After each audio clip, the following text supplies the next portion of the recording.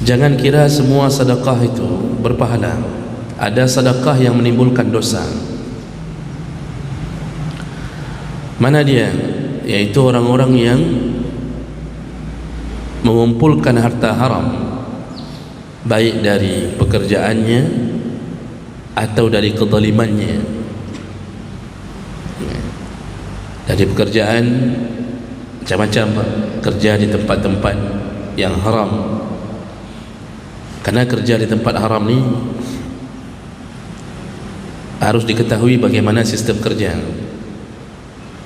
Kerja di tempat dibuat transaksi riba, itu kerja haram, karena dia bersangkut mulai dari depan pintu sampai di ke belakang pintu. Satu kantor itu kalau kerja di tempat haram itu kena semua dosanya.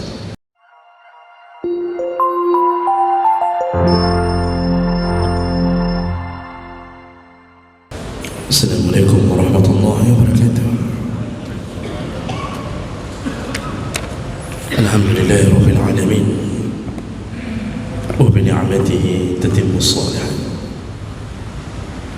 Asyhadu an la ilaha illallah wahdahu la syarika lah, wa asyhadu anna Muhammadan abduhu wa rasuluhu al-karim. Allahumma salli wa sallim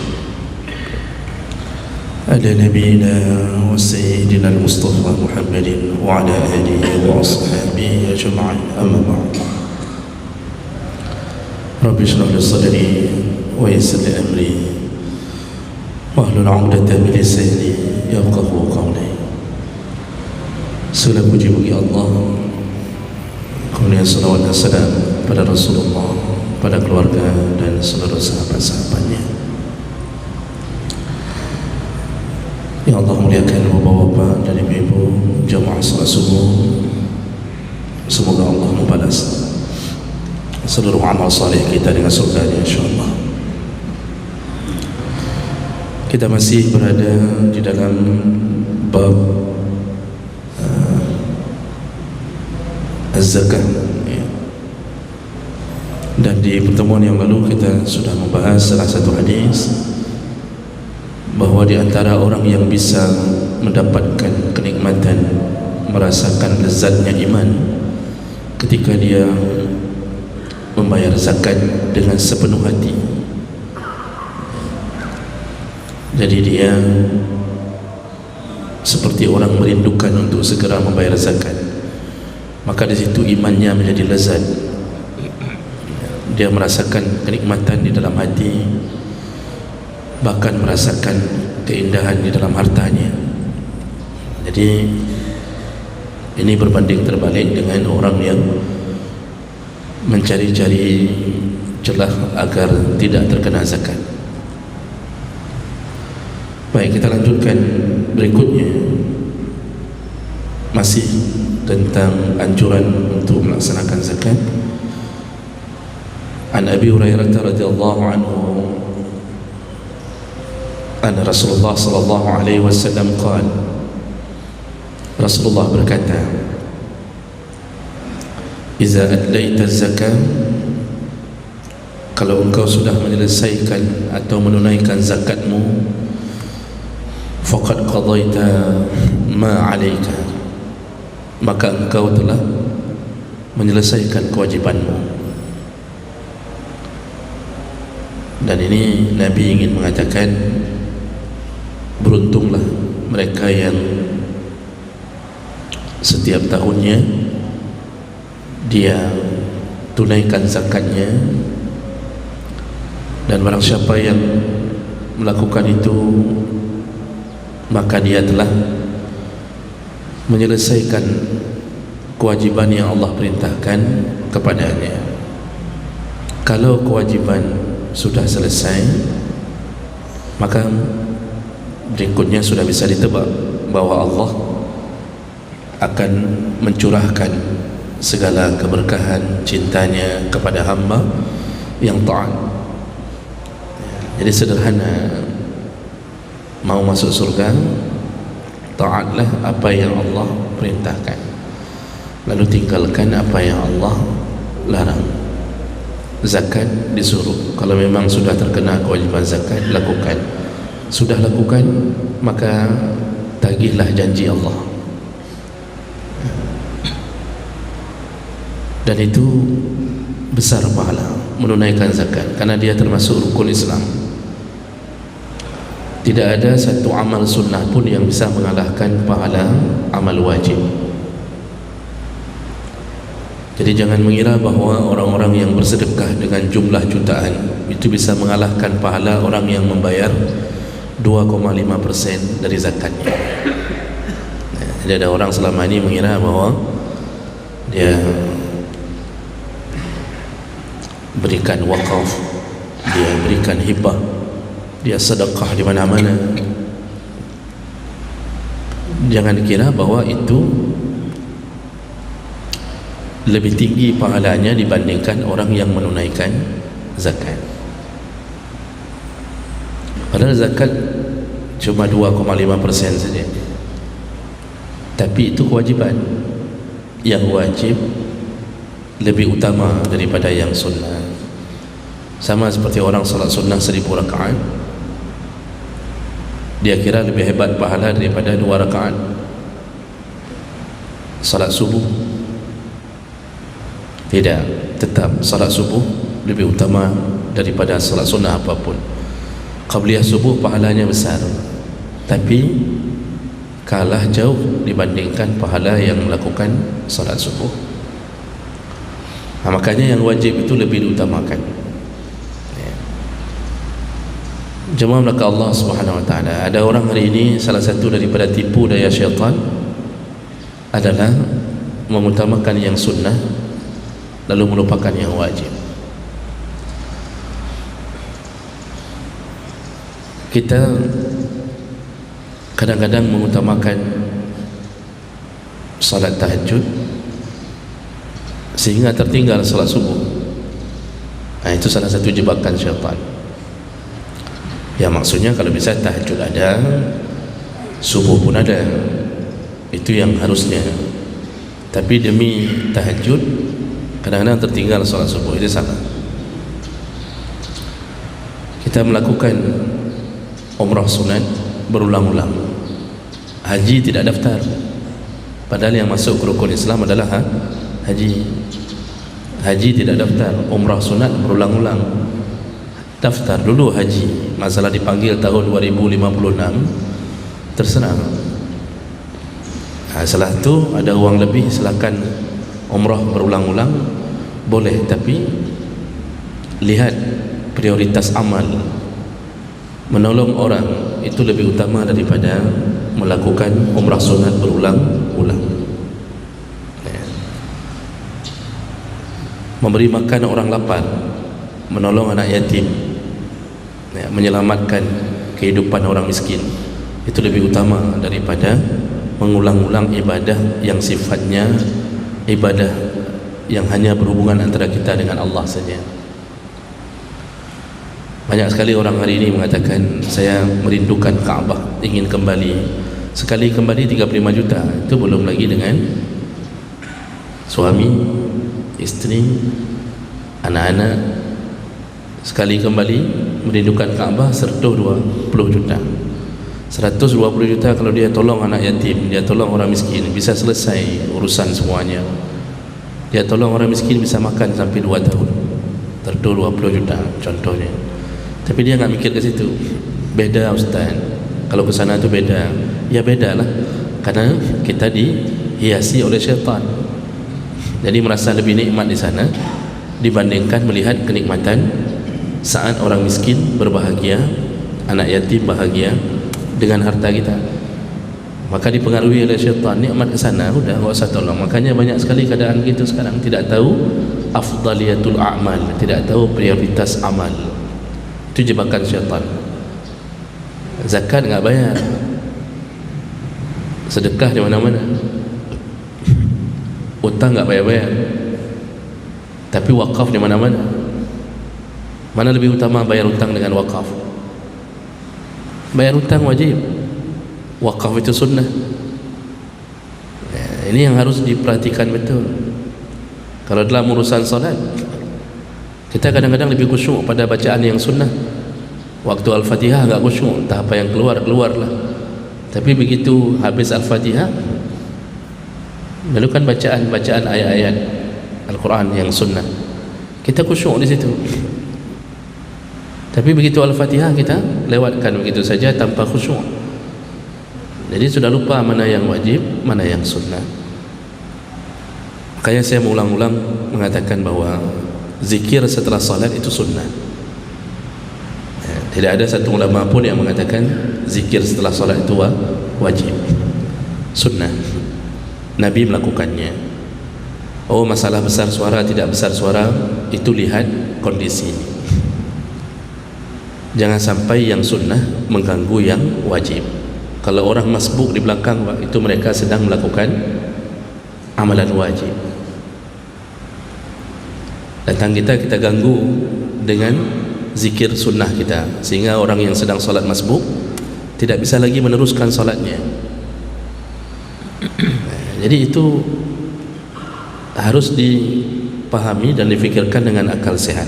Karena ada sebahagian orang nggak mau pakai akal sehat.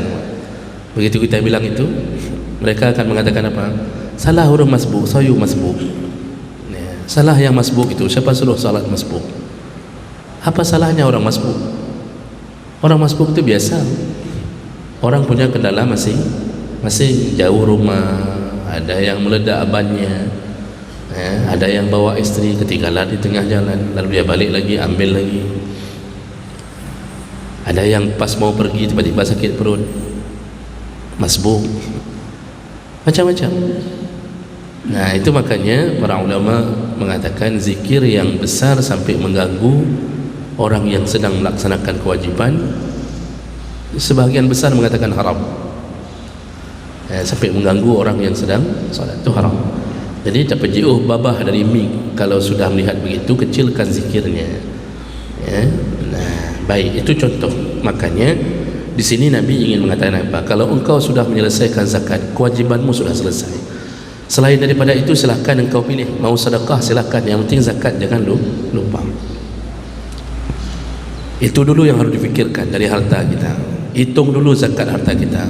Sudah sampai nisab, haul, bayar, kemudian berlombalah memenuhi surga dengan cara melakukan yang sunnah. Yang penting wajib nomor satu. Lalu Nabi sambung, wa man jama'a malan haraman, barang siapa yang mengumpulkan harta yang haram, summa tasaddaqa bihi, lalu dia bersedekah dengannya, lam yakun lahu fihi ajrun, dia tidak dapat pahala dengan sedekah itu, wa kana isruhu alaihi, bahkan dia mendapatkan dosa. Jadi Nabi ingin memberi satu pengetahuan lagi, karena zakat termasuk bahagian sedekah.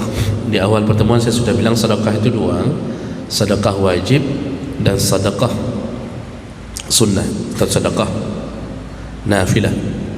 Sedekah wajib zakat, sedekah sunnah itu berbagai macam model, wakaf, hibah, hadiah, sedekah, infak, macam-macam. Nabi ingin katakan bahawa jangan kira semua sedekah itu berpahala. Ada sedekah yang menimbulkan dosa. Mana dia? Yaitu orang-orang yang mengumpulkan harta haram, baik dari pekerjaannya atau dari kezalimannya. Dari pekerjaan macam-macam, kerja di tempat-tempat yang haram. Karena kerja di tempat haram ni harus diketahui bagaimana sistem kerja. Kerja di tempat dibuat transaksi riba, itu kerja haram, karena dia bersangkut mulai dari depan pintu sampai ke belakang pintu. Satu kantor itu kalau kerja di tempat haram itu kena semua dosanya. Jadi jangan ada yang merasa, oh enggak, saya kan cuma supir, saya kan cuma satpam. Karena ada satpam lah aman melakukan riba di situ. Jadi karena ada satpam aman melakukan riba di situ. Rasulullah mengatakan, orang yang bekerja satu kelompok dalam urusan khamar, minuman yang memabukkan, itu 10 orang kena laknat sekaligus, dosanya sama. Mulai dari yang menanam anggur. Jadi kalau di Eropah itu memang disengaja ditanam anggur, karena anggur itu bahan utama untuk membuat wine. Nabi mengatakan apa? 30 roh sama. Dari yang menanam khusus untuk membuat khamar, yang memetiknya, sampai kepada yang menuangkannya ke dalam gelas. Jadi semua itu dosanya sama.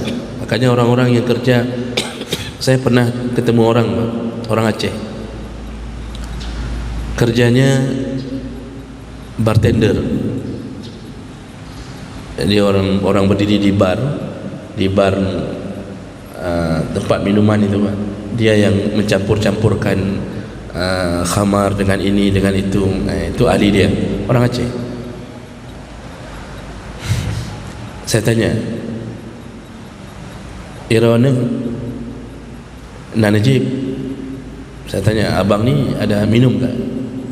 Apa jawaban dia? Oh, saya enggak minum, saya cuma campur-campur saja, saya enggak minum. Oh, itu haram, kalau minum haram. Berarti dia tidak faham, dia pikir minum cuma haram, padahal Nabi menyebutkan 10 orang haram, dosanya sama.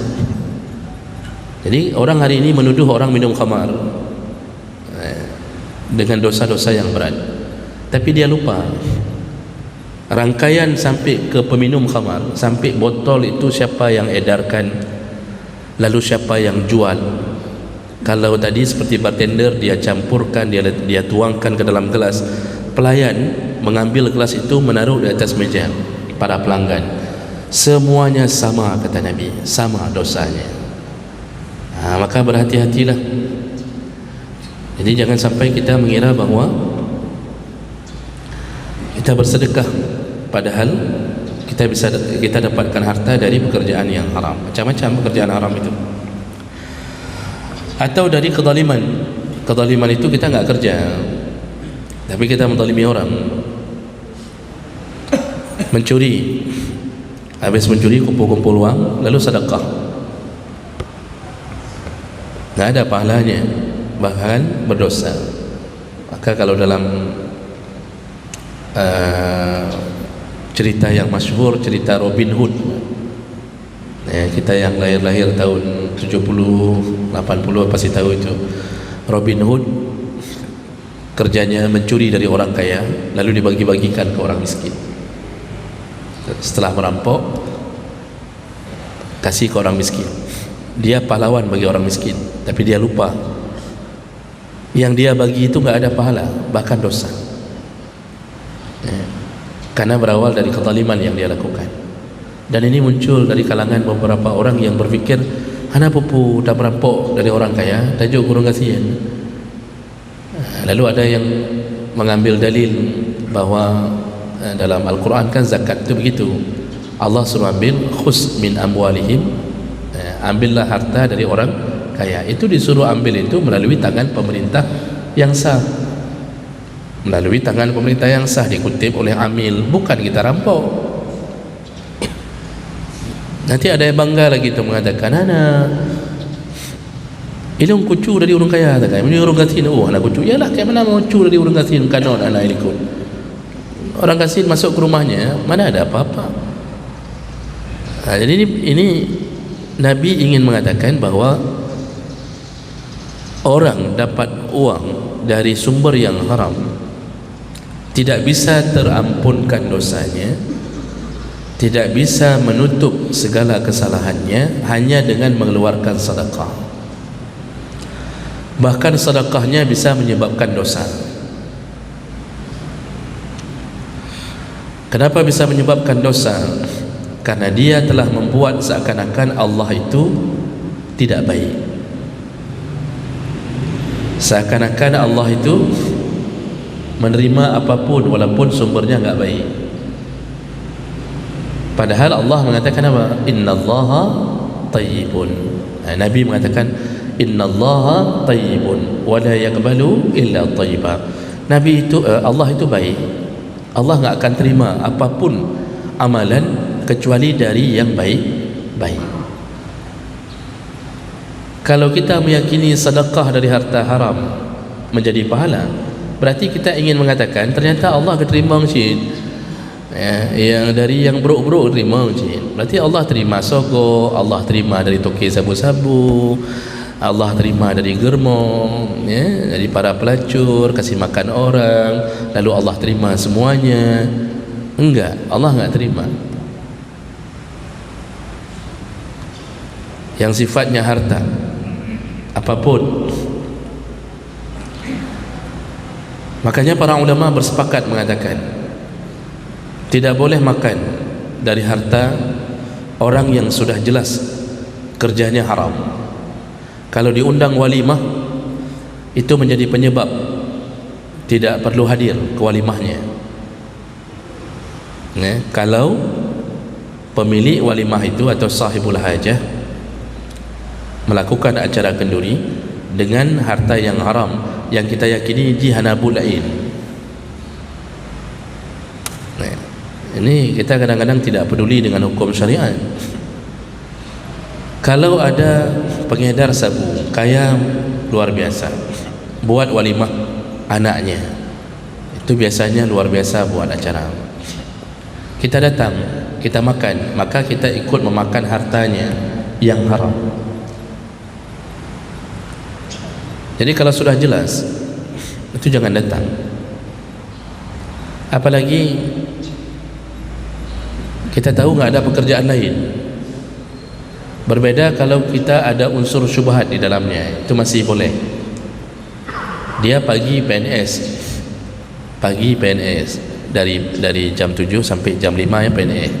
Dari Polimang Wadah dia jadi germo. Germo itu yang mengumpulkan para pelacur untuk disewa. Jadi ada dua pekerjaan halal, pekerjaan haram. Yang begini itu para ulama mengatakan masih boleh. Kita berasumsi dan berhusnudzan mungkin yang dia buat kenduri itu termasuklah harta dari yang halal. Tapi kalau sudah jelas hanabul ain, hanya terima masjid ini kalau diwakafkan harta oleh orang yang jelas bahwa dia melakukan haramnya hanya terima. Nah ini perlu diketahui oleh BKM, jangan terima asal-asalan. Kalau ada yang melakukan pekerjaan haram lalu bersedekah di masjid dengan menemui salah satu pengurus, ya kita tahu dia ni kerjanya memang haram ni. Ya, artinya keharamannya jelas, bukan syubhat. Itu enggak boleh terima. Ini jangan gara-gara ditawarkan 1M kita bangun masjid dengan harta sabu-sabu. Ya. Kecuali kita enggak tahu di awal. Sudah bangun kubah dengan harta dia kasih. Setelah itu baru ketahuannya pun kita lihat di koran, ternyata dia pengedar sabu. Apakah kita harus runtuhkan kembali kubahnya? Tidak perlu. Berarti sudahlah, itu menjadi perkara yang dimaafkan karena ketidaktahuan kita. Nah jadi jemaah oleh Allah Subhanahu Wa Taala, ini salah satu daripada yang ingin Nabi katakan, bahwa kalau mau sedekah berikanlah dari harta yang baik. Jadi konsep Islam itu baik, sumbernya baik, diberi ke yang baik, pahala. Sumber yang baik dibawa ke tempat yang baik, pahala.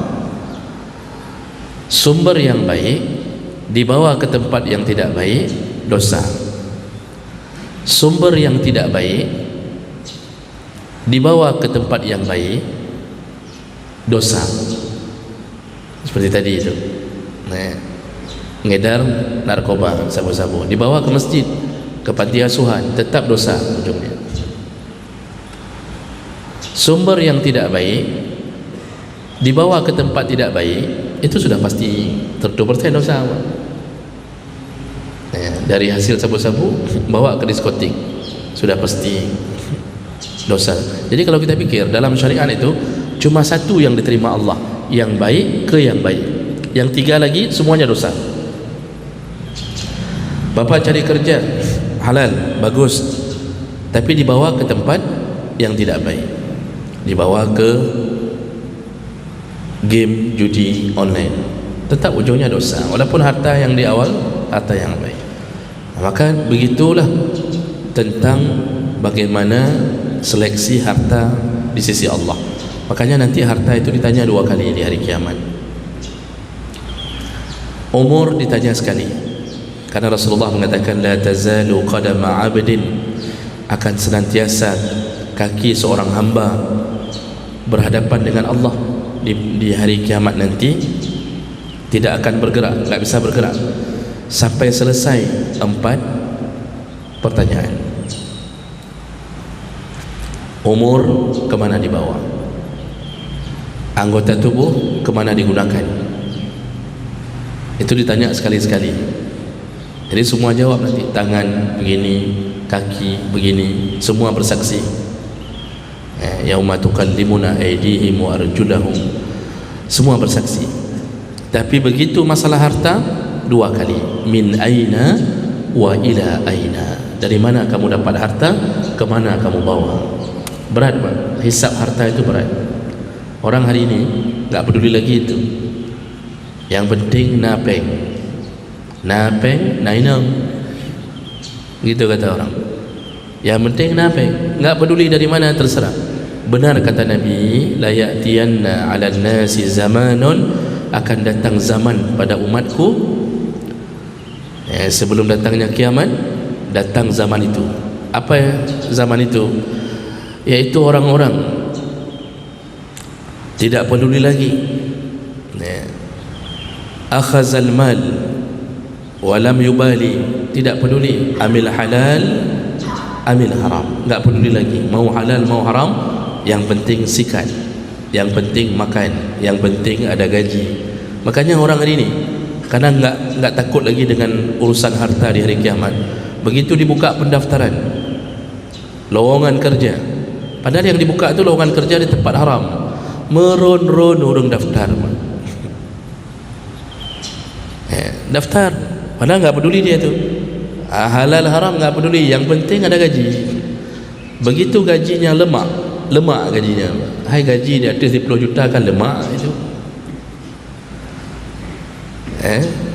disuruh keluar, itu enggak bisa keluar lagi tu. Syaitan pegang kakinya, lalu dia akan berkata, ini kalau saya keluar memang enak cari kerja tempat lain yang begini, ini kalau saya resign kayak mana nanti hidup saya, istri saya. Itu dipegang sama syaitan, enggak percaya sama kekuatan Allah yang memberi rezeki. Itu kalau sudah lemak dalam maksiat. Makanya orang-orang yang sudah berada dalam kehidupan ini, itu susah keluar, susah keluar. Oleh karena itu, sebelum itu terjadi, itu perlu pasang jaring. Jangan sampai ada harta yang haram yang kemudian kita pikir bisa dipulihkan Allah dosanya hanya dengan bersedekah-sedekah. Tidak akan, bahkan menambah dosa dari sedekah itu. Jadi ini kalimat yang diajarkan Nabi dan menjadi pelajaran bagi kita untuk subuh hari ini.